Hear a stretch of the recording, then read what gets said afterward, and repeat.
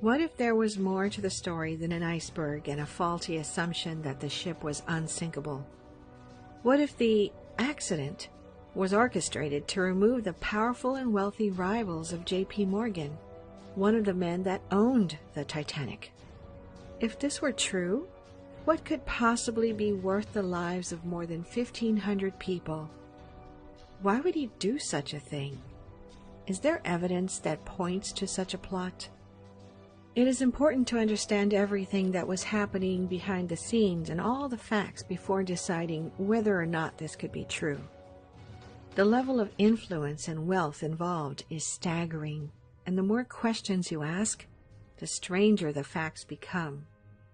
So, is there more to the story about the sinking of the Titanic? Who are the players and what are the facts? J.P. Morgan, one of the most ruthless financiers of the age, was a strong proponent of the development of an organization that had yet to be built, the Federal Reserve. He believed that the Federal Reserve was not only a good idea, but a necessary one.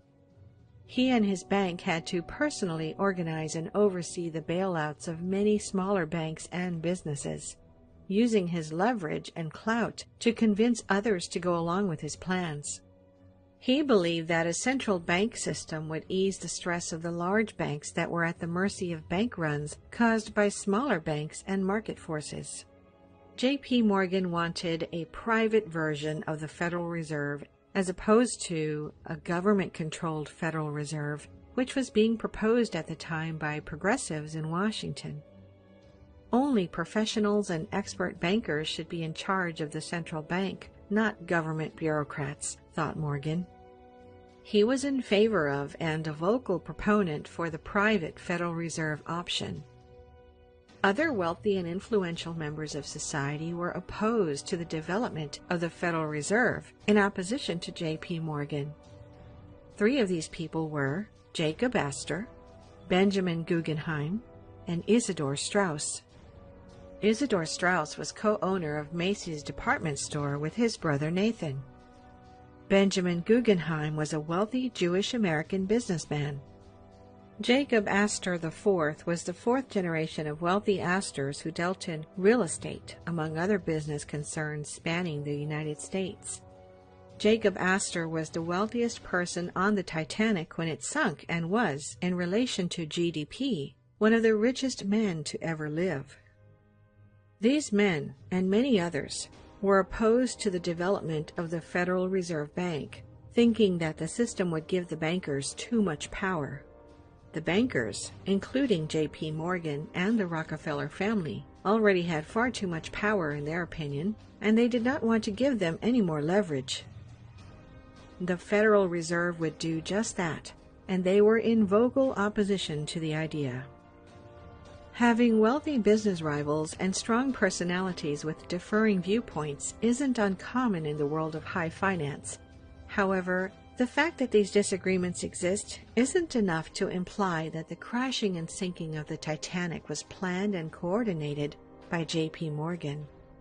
Interestingly, when you dig deeper, you find a string of coincidences, incredible luck, and stories that don't quite line up, particularly when it comes to J.P. Morgan himself. What kind of coincidences and luck, you may ask? Well, while J.P. Morgan was scheduled to be on the Titanic for her maiden voyage, he abruptly canceled his trip at the last minute. Why was he not taking this momentous and grand voyage? He was supposedly ill.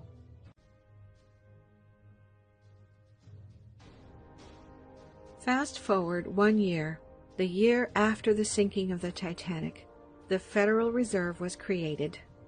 With much squabbling in Washington about the details of the Federal Reserve Act, it passed, and the Federal Reserve was born. J.P. Morgan's vision of a Federal Reserve Bank controlled by bankers was not exactly as he would have wanted it. There was some federal government control wielded by the appointees to the Federal Reserve Board, but their control of the actual operation is limited. Some elected representatives were critics of the act and stated as much after it had been passed by Congress.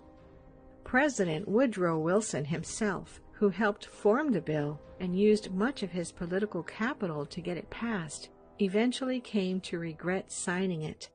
He said this near the end of his life. "I am a most unhappy man. I have unwittingly ruined my country. A great industrial nation is controlled by its system of credit. Our system of credit is concentrated. The growth of the nation, therefore, and all our activities are in the hands of a few men. We have come to be one of the worst ruled, one of the most completely controlled and dominated governments in the civilized world. No longer a government by free opinion, no longer a government by conviction and the vote of the majority, but a government by the opinion and duress of a small group of dominant men."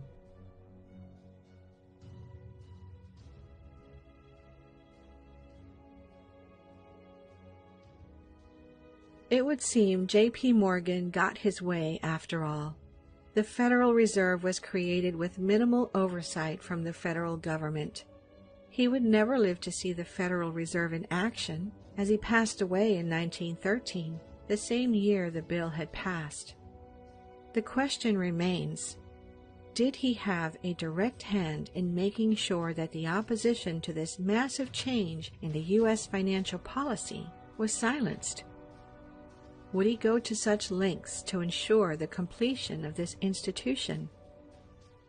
Was it a string of coincidences and bad luck that led to one of the worst maritime disasters in history? Or were there more sinister motives at work? The truth to these questions may never be fully clear. The only certainty is this: deep at the bottom of the ocean lies the wreck of one of the most magnificent ships ever to be built. An unsinkable ship that met its fate one frigid April evening, taking with it 1,500 souls and a mystery that can never be solved.